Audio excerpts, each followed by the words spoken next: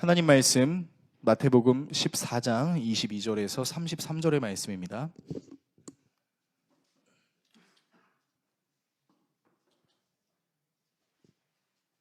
혹시 춥지 않으시다면 히터를 좀 줄여도 될까요? 네, 사모님 히터를 좀 줄여주시기 바랍니다.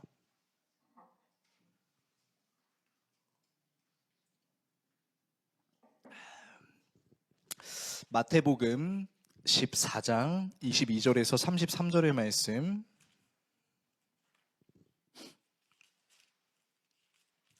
신약성경 약 22페이지 내지는 23페이지 정도 있습니다. 마태복음 14장 22절에서 33절의 말씀을 한 절씩 교독하시고 마지막 절은 같이 읽도록 하겠습니다. 하나님의 말씀을 읽겠습니다. 예수께서 즉시 제자들을 재촉하사 자기가 무리를 보내는 동안에 배를 타고 앞서 건너편으로 가게 하시고 무리를 보내신 후에 기도하러 따로 산에 올라가시니라. 저물매 거기 혼자 계시더니 배가 이미 육지에서 술이나 떠나서 바람이 거스름으로 물결로 말미암아 고난을 당하더라. 밤사경에 예수께서 바다 위로 걸어서 제자들에게 오시니 제자들이 그가 바다 위로 걸어오심을 보고 놀라 유령이라 하며 무서워하여 소리 지르거늘 예수께서 즉시 이르시되 안심하라 나나 두려워하지 말라. 베드로가 대답하여 이르되 주여 만일 주님이시거든 나를 명하사 물 위로 올라하소서 하니 오라 하시니 베드로가 배에서 내려 물 위로 걸어서 예수께로 가되 바람을 보고 무서워 빠져 가는지라 소리질러 이르되 주여 나를 구원하소서 하니 예수께서 즉시 손을 내밀어 그를 붙잡으시며 이르시되 믿음이 작은 자여 왜 의심하였느냐 하시고 배에 함께 오르매 바람이 그치는지라. 배에 있는 사람들이 예수께 절하며 이르되 진실로 하나님의 아들이로소이다 하더라. 아멘. 오늘 여러분과 함께 예수님의 일생 59번째 시간, 우리가 추구해야 할 궁극적 믿음이라는 주제로 하나님의 말씀 나누도록 하겠습니다. 네, 어느덧 2024년의 마지막 주일이 다가왔습니다. 여러분께 질문하고 싶어요. 여러분은 올해 초에 결심하고 계획했던 그런 것들을 혹시 많이 이루셨습니까? 특별히 하나님 앞에 다짐했던 것들은 얼만큼 이루셨을까요? 어떤 분들은 생각한 것보다 많이 이룬 것 같아요 라고 말씀하시는 분도 계실 것이고, 어떤 분들은 생각한 만큼 잘 이루지 못한 것 같아요 라고 말씀하시는 분도 계실 것입니다. 생각만큼 잘 이루어진 것 같다라는 생각이 드는 성도님들은 하나님의 은혜였어요 라는 말을 어렵지 않게 꺼낼 수 있을 겁니다. 그러나 잘 이루어지지 않았거나 생각보다 잘 안 됐다라고 느껴지는 사람들은 하나님의 은혜입니다 라고 말할 수 있기보다는 도리어 하나님의 은혜를 받을 만한 내 그릇이 못된 것 같아 라고 자책을 하기도 하거나, 내지는 열심히 했음에도 불구하고 상황과 환경이 받쳐주지 못한 점이 너무 아쉽다라고 말할 수도 있겠습니다. 뭔가 더 나은 믿음을 갖지 못한 것처럼 느낄 수도 있을 것이고, 다른 한편으로는 나는 정말로 하나님을 위해서 열심히 살았는데 왜 하나님은 내 상황과 환경을 변화시켜 주시지 않는 거지? 라는 것처럼 느껴져서 하나님께 야속하다라고 말할 수도 있을 것입니다. 오늘 본문은 엄청난 기적과도 같은 오병이어의 사건을 경험한 제자들이 갖고 있었던 승승장구할 것 같은 기대감을 완전히 그 풍랑을 만나게 되므로 혼비백산하여 그 기대감이 바닥으로 치달아 버리는 것 같은 내용입니다. 엄청나게 행복한 일을 겪었던 그 제자들이 순식간에 엄청나게 불행한 것 같은 일을 겪는 것이지요. 특별히 마태복음은 이 사건을 통해서 베드로가 예수님을 향한 믿음을, 그리고 그런 베드로의 믿음을 마치 나무라시는 것 같은 듯한 예수님을 볼 수 있습니다. 그래서 저는 오늘 우리의 그 믿음에 대한 내용들을 정리하며, 그리고 오늘 본문에 나온 이 믿음이라는 것에 대해서 여러분과 함께 나누는 시간을 좀 가지려고 합니다. 본문을 통해서 다음과 같은 내용을 좀 살펴보려고 하는데요. 먼저 기도하시는 예수님에 대해 살펴보겠습니다. 그리고 찾아오시는 예수님에 대해 살펴보겠습니다. 마지막으로 우리의 손을 잡아주시는 예수님에 대해 살펴보겠습니다. 기도하시는 예수님, 찾아오시는 예수님, 우리의 손을 잡아주시는 예수님, 이 세 가지 내용을 함께 묵상하고 기도하는 시간을 갖도록 하겠습니다. 첫 번째, 기도하시는 예수님입니다. 자, 이 사건이 일어나기 전에 우리는 지난주 오병이어 사건을 함께 살펴보았습니다. 성인 남자만 5천 명이 먹고도 12광주리가 남을 정도의 어마어마한 양이 나왔어요. 게다가 이 기적을 감행한 사람들은 사실은 예수님이 아니라, 말씀을 자세히 보시면 알겠지만 예수님께서 떼어서 제자들에게 나눠줬을 때 제자들이 그것을 다시 떼어서 사람들에게 나눠준 사건이었습니다. 그러니까 이 사건은 제자들이 용감한 믿음으로 뭐야 이게 가능해? 그래도 예수님이 시켰으니까 해야지 라고 마음을 먹고 두려움을 떨쳐내며 사람들에게 나눠줬던 사건이죠. 예수님이 하늘을 우러러서 축사하신 후 떡과 물고기를 떼어주셨을 때 제자의 마음속에는 뭐야 이거 갖고 어쩌라고 라는 생각을 가졌을 수도 있겠지만 결국 그들은 순종했고 순종의 대가는 어마무시한 능력이었습니다. 무한 복사의 능력이었던 것이죠. 오병이어의 기적을 경험한 사람들은 예수님을 왕으로 섬겨야 된다. 이 예수님이야말로 우리를 로마의 압제로부터 구원해 줄 사람이야 라고 외치기 시작했습니다. 성경은 자세히 기록하고 있지 않지만 아마도 그때 당시의 분위기를 우리가 예상했을 때 사람들은 예수님을 향하여 왕! 왕이라고 소리를 질렀을 것입니다. 그들이 기대했던 세례 요한이 죽었으니까요. 이제 그들은 새로운 자기들을 대표할 왕이 필요했던 상황이었습니다. 자, 그러나 예수님은 현장에 있는 사람들의 마음을 다 알고 계셨어요. 요한복음의 내용에 따르면 이들이 열렬하게 예수님을 왕으로 섬기려고 했던 이유는 이들이 떡을 먹고 배불렀기 때문이고, 떡을 먹고 배불렀다라는 것은 다른 말로 이들이 원하는 것을 이 예수라는 존재가 해줄 것이다 라는 믿음이 있었기 때문입니다. 아니죠. 사실은 믿음이 아니라 욕망이었죠. 그런데 여기서 저는 여러분과 제자에 대해서 좀 초점을 맞춰서 이야기를 나누고 싶습니다. 무슨 말이냐면요.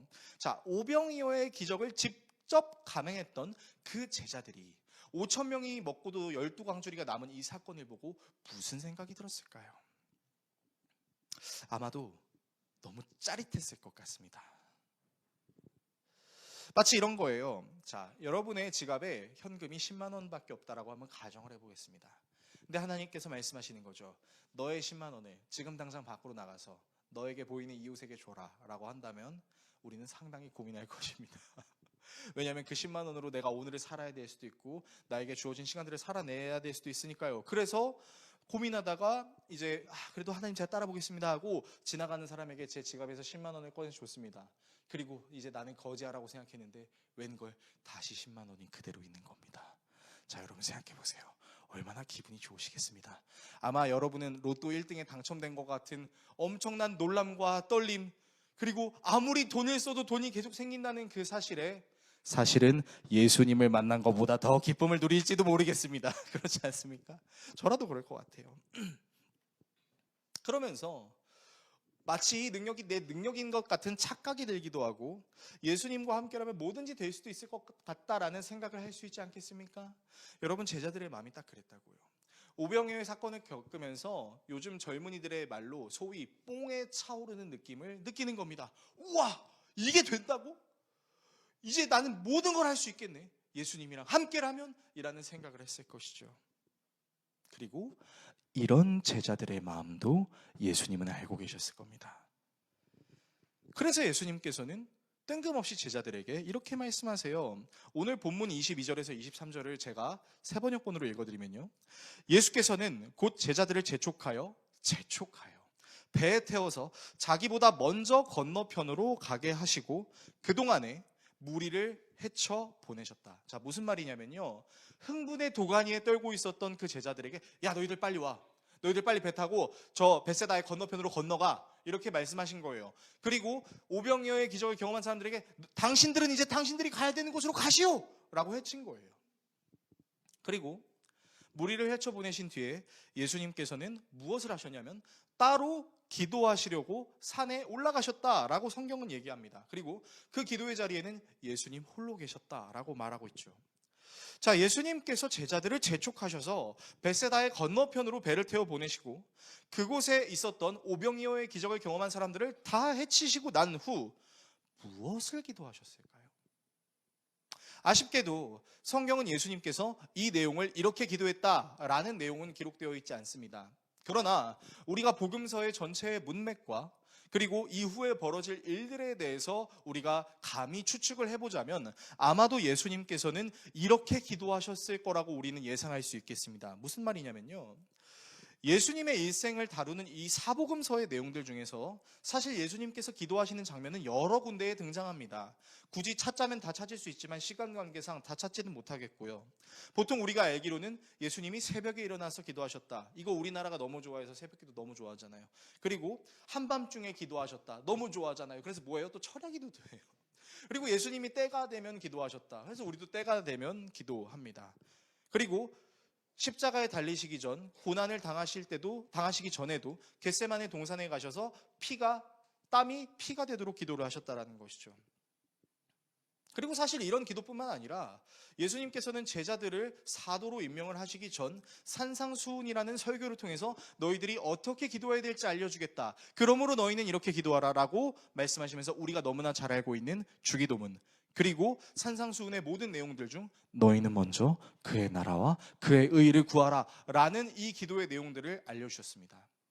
자, 그래서 우리는 이 사복음서에 등장하는 모든 예수님의 기도를 종합하여 그리고 예수님의 가르침을 우리가 접목시켜서 이것을 이해했을 때 아마도 예수님은 이렇게 기도했을지도 모르겠습니다.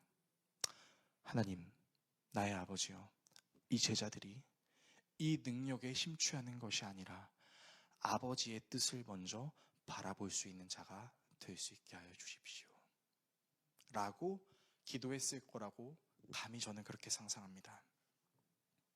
떡과 물고기를 보며 아버지의 의를 구하기는커녕 자기들의 욕망을 더 구체화하려는 그 사람들을 예수님은 불쌍히 여기셨죠. 그리고 그 사람들뿐만이 아니라 자기의 옆에 밀착해서 먹고 마시고 함께 배우고 가르쳤던 그 제자들의 마음속에도 어마어마한 흥분이 차올랐었겠죠.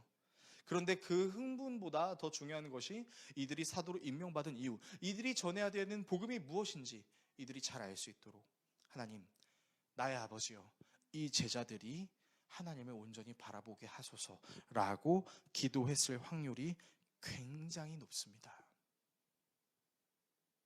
그리고 이 내용을 반증할 수 있는 근거가 바로 그 다음 사건인 풍랑의 사건에 등장한다는 것이죠. 여러분, 이를 통해서 우리가 분명히 알 수 있는 것이 있습니다. 여러분, 예수님은 기도하셨습니다. 무엇을요? 항상 자신에게 딸려있는 모든 사람들과 심지어 자기와 늘 함께하는 제자들을 위해서 날마다 기도하시는 분이셨다라는 것입니다.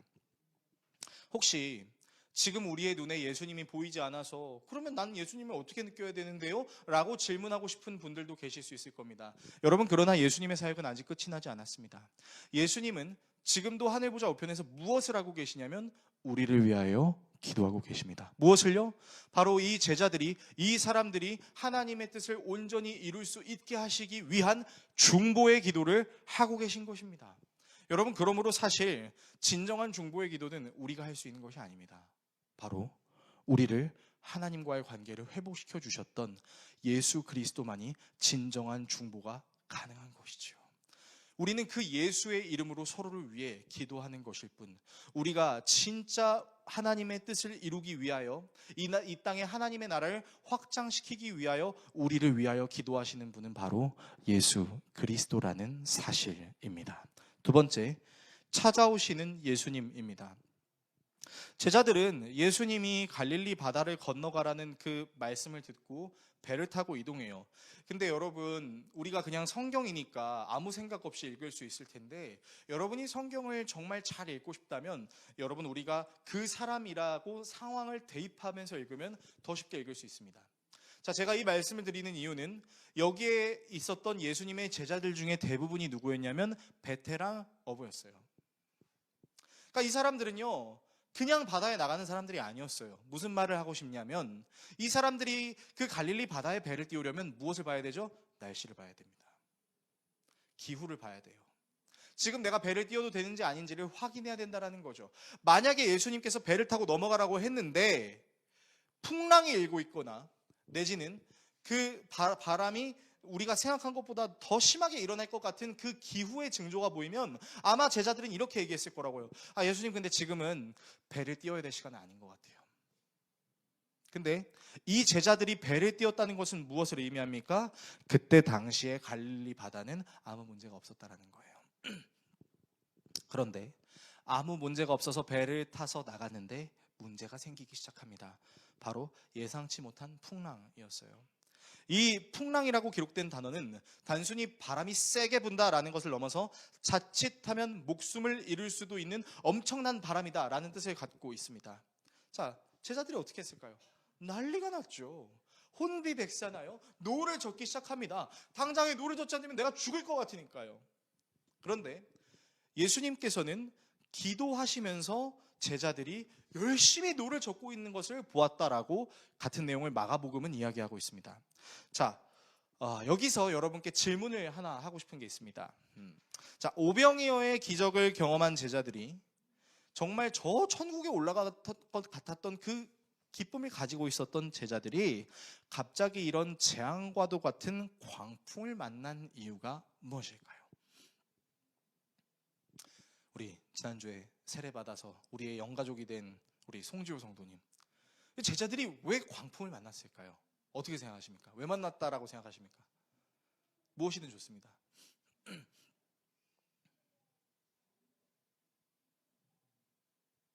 이거 틀린다고 지옥 가는 거 아니니까 그냥 편안하게 말씀하시면 돼요. 왜 광풍을 만난 것 같아요?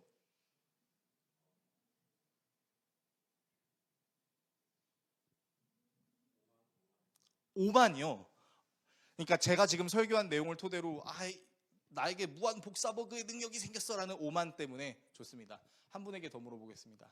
자, 방금 저와의 시선을 피하신 우리 이양미 집사님. 네, 이양미 집사님 고개를 드세요. 자, 집사님, 왜 이들이 광풍을 만났을까요?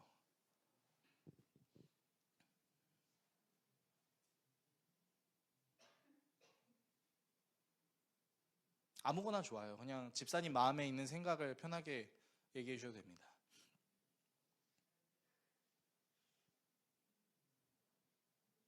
네, 우리 집사님이 부끄러움이 많으신 관계로 배려해 드리도록 하겠습니다. 마음속으로 저한테 이렇게 얘기하신 것 같아요. 좀 그만 좀 물어봐라 라고 얘기하신 것 같은데 잘 알아들었습니다. 자, 왜 이 제자들이 광풍을 만났을까요? 송지호 성도님이 말씀하시는 것처럼 교만해서 그런 것일까요? 아니면 여전히 회개하지 못했던 어떤 다른 문제가 있어서 그런 것일까요? 여러분, 제자들이 광풍을 만난 이유는 간단합니다. 뭔지 아십니까? 이들이 예수님의 말씀에 따랐기 때문입니다. 너무 간단해서 너무 어이가 없으십니까? 여러분들 생각해 보세요. 우리가 보통 어떤 일을 할지 말지 고민하다가 누구 말 듣고 했을 때 잘못되면 우리 뭐라고 비난해요? 네가 하라고 해서 했는데 이렇게 됐잖아 라고 하지 않습니까? 똑같은 원리입니다. 여러분, 제자들이 광풍을 만난 이유는 예수님이 가라고 한 말을 들었기 때문이에요. 예수님은 갈릴리 바다를 건너가라고 말씀하셨어요. 그런데 그 갈릴리 바다를 건너가면서 아무 일도 없을 것이다 라고 말씀하시진 않으셨습니다.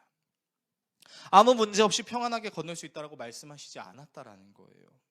자, 우리가 믿음이라는 것을 가지기 시작하면서 반드시 교정해야 되는 우리의 믿음관이 바로 이런 겁니다.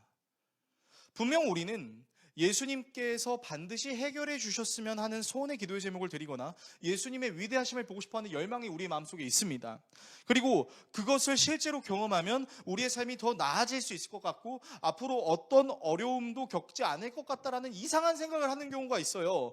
여러분, 그런데요, 이 본문을 통해서 우리가 확실하게 알 수 있는 건 예수님의 말씀을 들었다고 해서 우리의 삶이 다 잘 되는 것이 아니라는 겁니다.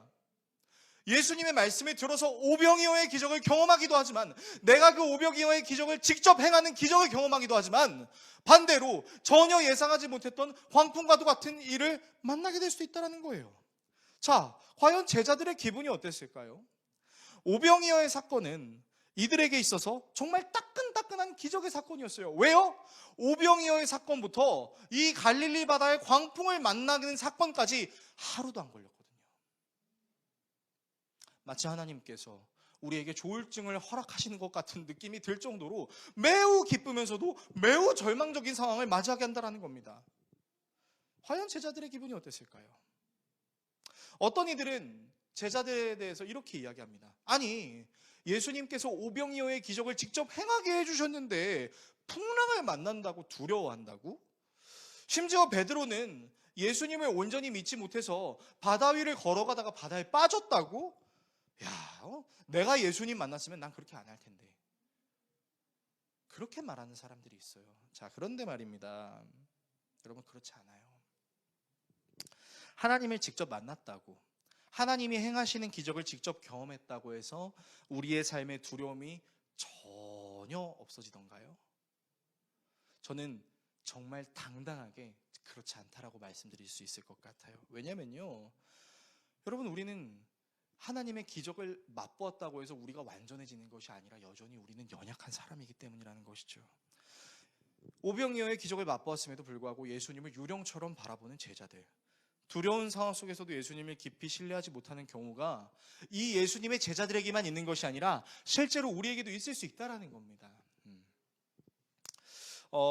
이제 저희 아들이 방학을 해가지고 제가 저희 아들의 노여움을 사지 않고 기쁨을 해드리기 위해서 시흥시에 실내 그 동물 농장 같은 잘 꾸며놓은 데가 있더라고요. 이름이 기억이 안 나는데 거기 가보니까 너무 좋아요. 냄새도 안 나고 너무 깔끔하고 실내에서 양이랑 아기 돼지랑 토끼랑 막 그 염소랑 막 만질 수 있는, 막 먹이도 줄 수 있는 막 그런 재밌는 게 있었어요.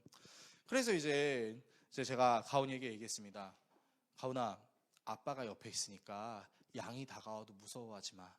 양이 너를 먹으려고 하면 양의 얼굴을 아빠가 주먹으로 쳐줄게. 그러면 양이 도망갈 거야. 제가 그렇게 얘기를 했어요. 알았대요. 근데 이 녀석이 사실은 양을 볼 때마다 무서워하거든요. 막 양이 막 이런 표정을 막 오면 이제 무서워가지고 도망 다니는데 이번에는 절대 안 도망가겠대요. 아빠 있잖아, 걱정하지 마 라고 얘기했습니다. 그리고 이제 그 동물농장에 갔는데 진짜 신기한 게 사람들이 걸어다니는 도보에 동물들이 막 걸어다녀요. 그래서 와가지고 막 기웃거려요. 진짜 웃겨요. 근데 이제 아기 돼지랑 토끼까지는 가온이가 용기를 내서 만졌습니다. 자, 근데 제 하반신 높이 정도 되는 양이 이제 막 뚝뚝뚝뚝 오는 거예요. 제 아들이 어떻게 했을까요? 용감하게 양에게 먹이를 줬을까요? 아닙니다. 아! 소리를 지르기 시작했어요. 아, 무서워! 아빠 무서워요! 도와주세요! 그래서 야, 아빠 옆에 있잖아! 무서워하지 마! 양이 너 먹으면 아빠가 양 얼굴 때려줄게! 이렇게 했는데도 무서워! 이렇게 해서 거기에 양이 3마리가 있거든요. 그 양 3마리가 제 아들의 울음 때문에 다 우리 안으로 들어갔습니다. 그러니까 옆에 있던 관광객들이 양 만지고 싶은데 제 아들 때문에 못 만지게 된 거예요. 그러니까 너무 창피한 거예요. 야, 뭐 이렇게 무서워해? 아빠가 옆에 있는데 이러는데 아들이 이렇게 얘기하는 거예요. 아빠가 있어도 무서운 걸 어떻게 해요? 라고 얘기를 하는 거예요. 여러분, 지켜주는 존재가 내 옆에 있어도 무서워할 수 있는 게 사람입니다. 만약에 오늘 여러분 우리 교회에 발걸음을 하셨는데 어떤 우리 교회의 한 성도님께서 재밌는 상상을 해볼게요. 케르베로스를 닮은 것 같은 엄청나게 험상궂은 막 엄청 커다란 강아지를 데리고 와가지고, 강아지가 아니라 개라고 해야 되나요? 아니면 그 개를 데리고 와가지고 예배당 입구에다가 딱 걸어놓고 여기서 있게 할게요 라고 얘기했어요. 자, 근데 우리 교회 성도 중에 동물을 무서워하는 성도가 있다고 한번 가정을 해보겠습니다. 저는 이제 예배당 앞에서 성도님 오세요, 안 물어요 라고 얘기한다고 성도님이 교회에 올 수 있을까요? 없을까요? 못 와요. 못 올 수 있다라는 거예요. 여러분, 이 말이 우리에게 무엇을 알려주는지 아십니까? 여러분, 하나님 만났다고 우리가 두려움 다 사라지는 거, 그건 아니라고요. 오히려 하나님 만났다고 난 이제 아무것도 안 두려워, 난 모든 걸 다 해낼 수 있지 라고 생각하는 사람이 사실 더 무서운 사람이에요.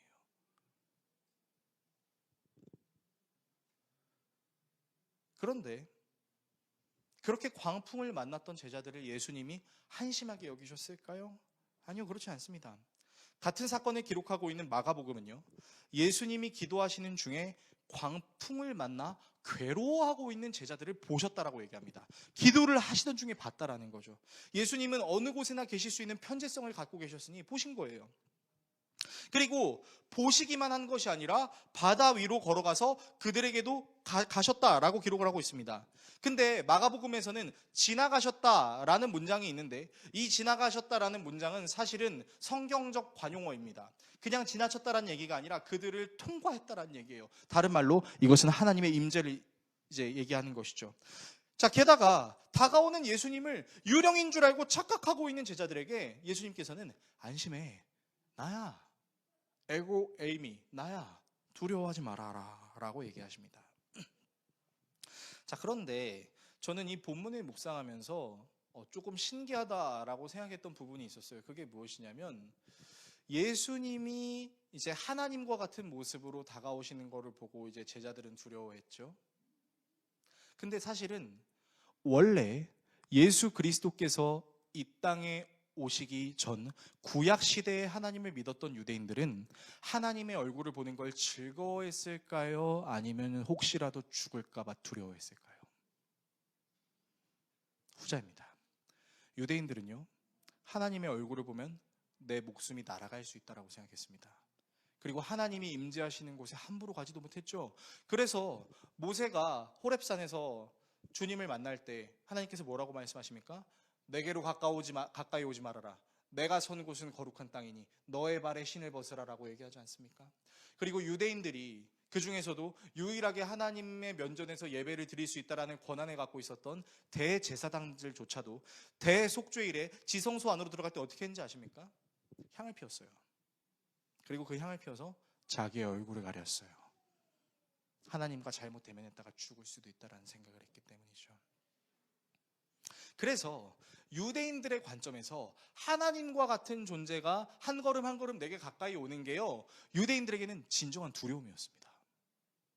그런데 그래서 제자들은 유령 같아 보이는 그 예수님을 매우 두려워했었죠. 근데 예수님께서 말씀하세요. 뭐라고 말씀하세요? 나야, 두려워하지 마. 여러분, 이게 바로 예수님이 하나님과 우리의 관계를 바꾸신 아주 대단한 사건 중에 하나입니다. 하나님을 매우 대하기 힘들어 했었던 유대인들에게, 하나님과의 관계가 단절되어 하나님을 함부로 보일 수 없었던 유대인들에게 하나님과 같으신 예수님이 직접 찾아오셔서 무서워 떨고 있는 그들에게 두려워하지 말아라, 나야. 이것은 하나님이 임재하셔서 친히 그들을 만나 주셨다라는 의미를 갖고 있다라는 거예요. 여러분, 그래서 이 개념이 우리에게 확실하게 적용되는 것은 무엇이냐? 여러분, 우리는 하나님을 두려워해야 되는 것이 맞습니다. 근데 우리가 두려워한다라는 것이 afraid의 두려움이 아니죠. 무섭고 벌벌 떠는 그런 두려움이 아니라 경외의 두려움이에요. 그런데 그 경외의 두려움을 가지면서 또 어떻게 해요? 그 주님을 내 면전에서 봄으로 주님만이 주실 수 있는 평안함을 누릴 수 있게 되었다. 풍랑과 같은 환경 속에서도 그 풍랑을 잔잔하게 하실 수 있는 하나님이신 예수님이 우리에게 찾아오셨다라는 개념으로 적용할 수 있는 것이죠. 여러분, 그래서 하나님은요, 저 먼 곳에서 우리의 기도를 들어주네 만회하는 것이 아니라 우리를 위하여 기도하시고 기도만 하시는 것이 아니라 우리에게 찾아오셔서 직접적으로 은혜를 주시는 하나님이라는 사실을 우리가 기억해야 된다라는 것입니다. 세 번째, 우리의 손을 잡아주시는 예수님입니다. 제자들에게 찾아오셔서 안심해 얘들아, 나야, 두려워하지 마 라고 말씀하시는 그 예수님께 또다시 나서기 좋아하는 베드로가 이렇게 얘기합니다. 주님, 정말 주님이세요? 만약 주님이시라면 저보고 바다 위로 건너와 보라고 얘기해 보세요. 예수님께 가보라고 얘기해 보세요. 그렇게 얘기를 하는 거예요. 그리고 예수님께서는 오너라 라고 말씀하십니다. 자, 그리고 베드로는 정말로 예수님일 거야 라는 믿음을 갖고 담대하게 한 걸음 나아가기 시작합니다. 그리고 깜짝 놀라요. 진짜 바다 위를 자기가 걷는 것이죠. 아마도 오병이어 때 사건의 희열이 다시 올라왔을 것입니다. 뭐야? 떡을 떼주는데 떡이 또 나와. 뭐야? 이게 말이 돼? 바다 위를 걸어간다고? 자, 근데 그런 희열을 이렇게 충만하게 느낄 새도 없이 갑작스럽게 불어오는 광풍에 다시 베드로는 두려워 떨어 예수님을 보지 못하고 바다에 빠집니다. 그리고 예수님께 살려주세요 하고 소리 지르죠. 근데 여러분 되게 웃기지 않아요? 베테랑 어부인데 살려주세요 이러고 있어요. 자기가 빨리 헤엄쳐가지고 그냥 배로 가면 될 텐데. 그만큼 풍랑이 굉장히 두려웠다라는 거겠죠. 자, 그리고 그런 베드로를 향해 예수님은 손을 내미시고 잡아서 올리시면서 말씀하십니다. 믿음이 적은 자요, 왜 의심하였느냐? 라고 말씀하십니다. 보통 우리는 이 본문을 묵상하면서 믿음이 적은 자요, 왜 의심하였느냐? 이 문장을 상당히 많이 묵상합니다.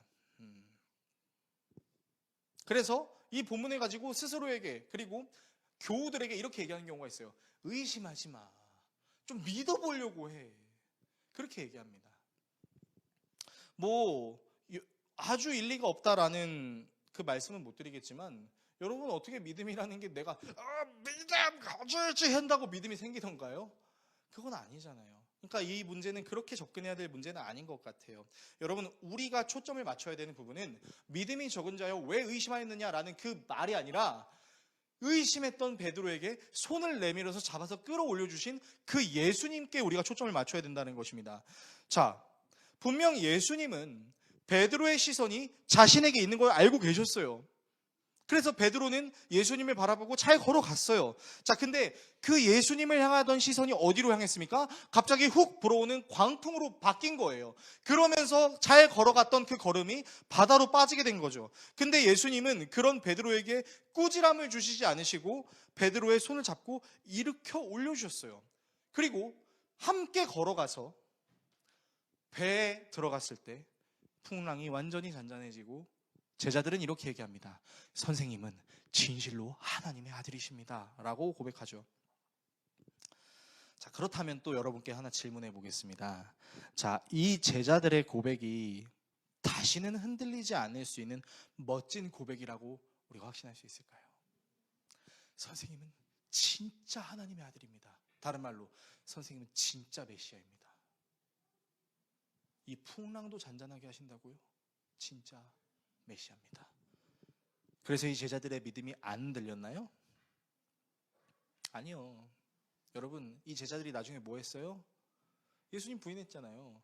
근데 예수님만 부인했습니까? 우리가 계속해서 예수님의 일생을 시간 순서대로 살펴보겠지만 겁나 박터지게 제자들끼리 싸워요. 심지어 어떤 제자의 어머니는 로비를 해요. 선생님, 나의 자녀를 주님의 왼편에 오른편에 앉게 해주세요.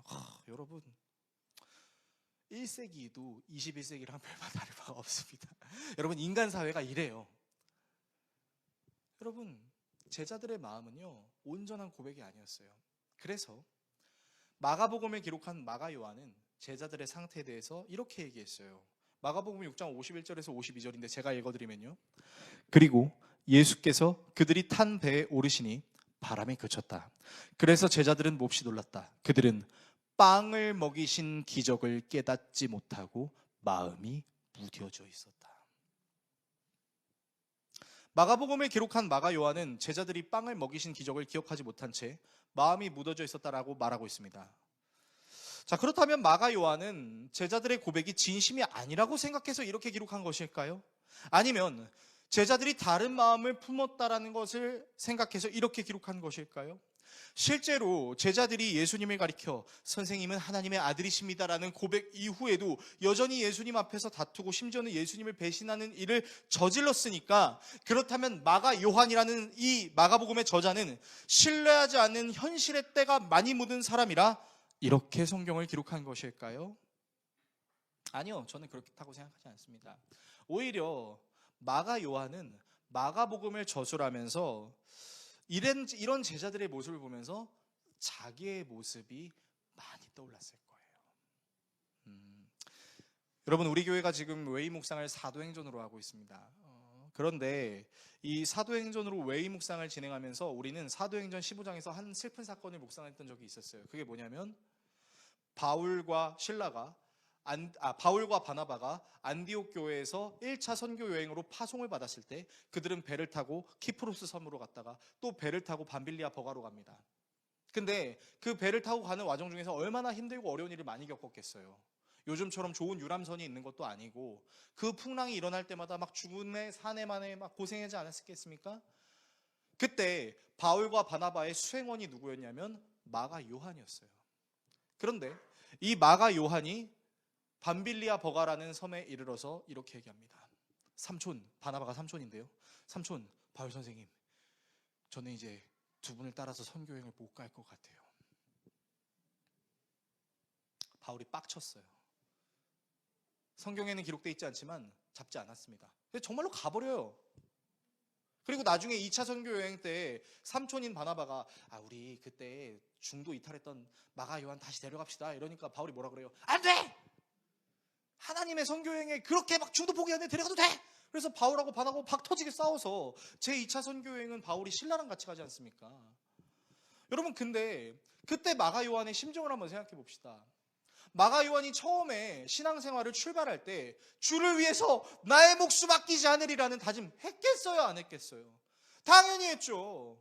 이방 땅에 복음 전하러 가는 건데 그게 쉬운 일이 아닌데, 심지어 우리도 잘 고백하잖아요. 사실은 제가 정말 안 좋아하는 찬양인데, 아버지 나를 보내주 나는 달려가겠소. 자, 여기까지는 좋아요. 저는 근데 그 다음 가사가 너무 부담스러워요. 목숨도 아끼지 않겠소. 저만 부담스러운가 봐요, 여러분. 여러분 안 부담스러우세요? 역시 여러분은 훌륭한 성도님이십니다. 제가 여러분들을 통해 배웁니다. 자, 우리도 그렇게 찬양으로 고백하지만 사실 매우 부담스러워요. 마가 요한이 얼마나 부담스러웠을까요? 그리고 그 부담 때문에 결국 바울과 바나바를 따라가지 못하고 선교여행을 포기하고 다시 수리아 안디옥으로 돌아갔을 때 그의 마음이 어땠을까요? 멍청이, 발푼이, 그것도 해가지 못해가지고 네가 어떻게 예수님의 제자야? 막 이렇게 자책도 하고, 내가 진짜 예수님을 믿을 수 있을까 고민하기도 했겠죠.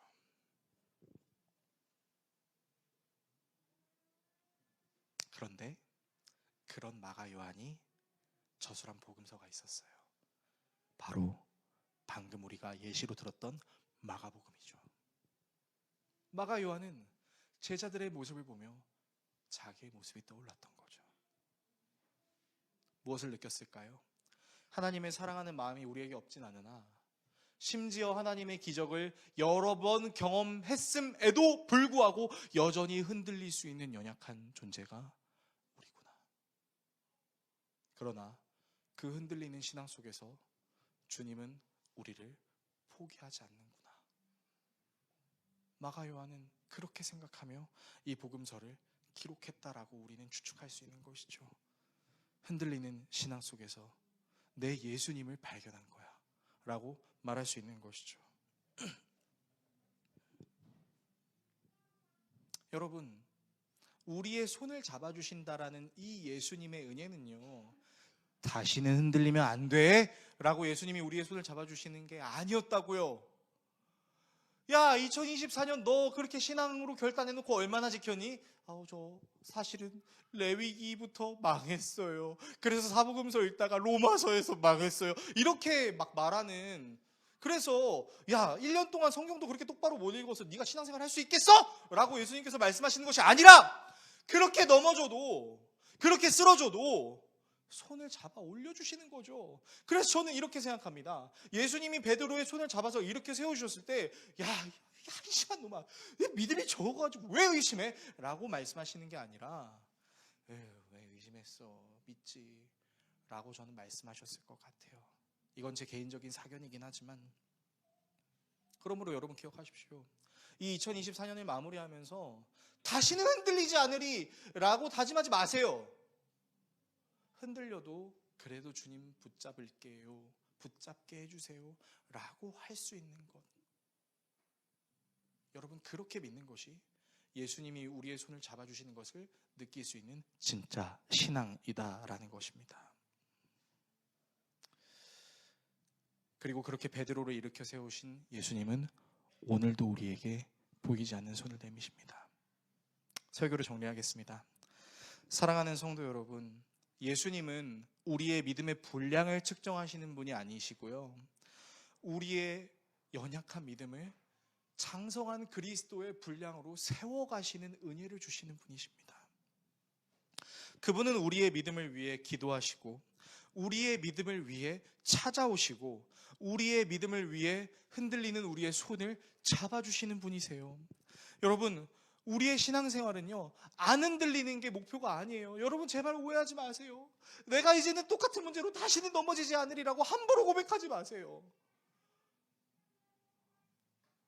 차라리 그렇게 흔들리는 여러분들을 끝까지 붙잡고 끝까지 사랑하고 기도해 주시고 말씀해 주시고 붙잡아 주시는 그 예수님을 묵상하세요. 흔들리더라도 그분의 음성을 들으려고 하십시오. 보이지 않더라도 그분이 우리에게 찾아오시는 것을 인식할 수 있게 해달라고 기도하십시오. 느껴지지 않더라도 이 나의 너무나 작고 보잘것없는 이 손을 잡아주시려고 하는 그 예수님을 묵상하십시오. 그리고 우리를 위하여 기도하시고 우리를 위하여 찾아와 주시고 우리 넘어지고 힘들어하는 그런 우리를 찾아와서 손을 잡아주시고 안아주시며 내가 너를 위해 땅에서 내려왔다라고 말씀하시는 그 주님을 내가 놓지 않는 것.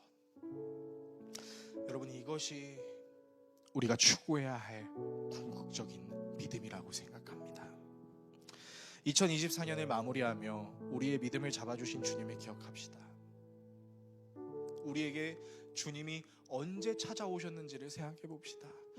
바로 그때가 주님이 나를 찾아오셨던 때였어. 우리에게 음성을 들려주셨었던 그때를 한번 기억해 봅시다.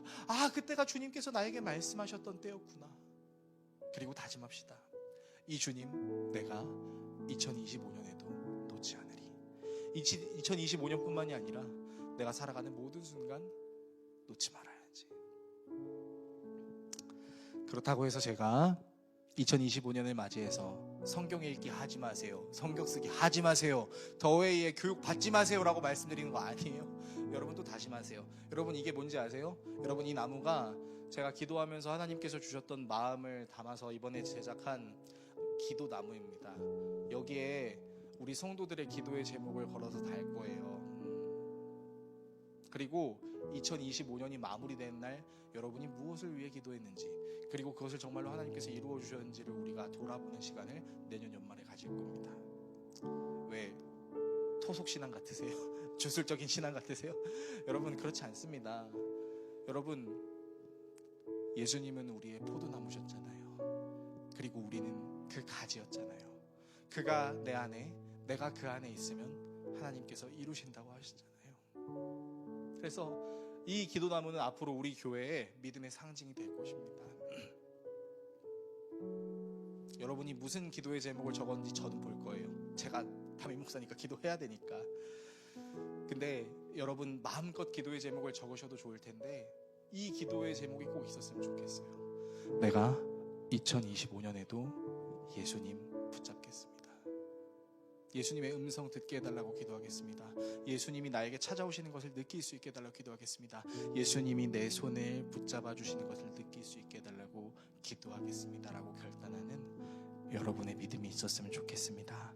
그렇게 우리가 추구해야 할 궁극적인 믿음을 갖고 하나님과 사람 앞에로 나아가기를 소망하는 우리 모든 더웨이 교회 성도들 되시기를 예수 그리스도의 이름으로 축원합니다. 기도하겠습니다.